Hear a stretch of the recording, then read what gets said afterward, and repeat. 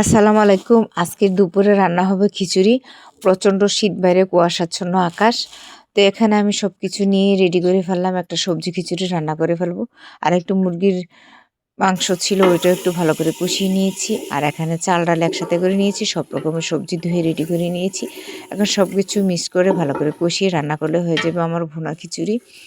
ভুনা খিচুড়ি না একটু ল্যাটা ল্যাটা করে রান্নাটা করব, নরম টরম করে। এটা খেতে বেশ মজা হয়। আর শীতের দিন বারবার তরকারি সবজি পাতে নিতে ভাত খেতে ভালো লাগে না, তাই এই ব্যবস্থা করলাম। আর সবজি খেতে চায় না বাচ্চারা, এর জন্য সবজি দিয়ে একটা খিচুড়ি রান্না করব।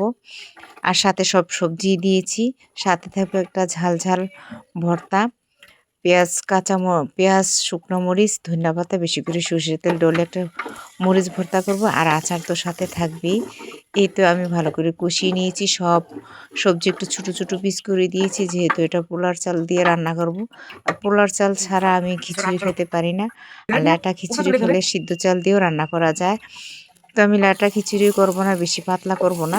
মাংসটা আগে কষিয়ে নিয়েছি যেটুকু ছিল।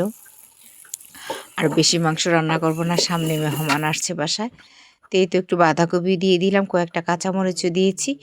আর এই সবজি খিচুড়িটা এত স্বাদ হয়েছিল আচার দিয়ে খেতে।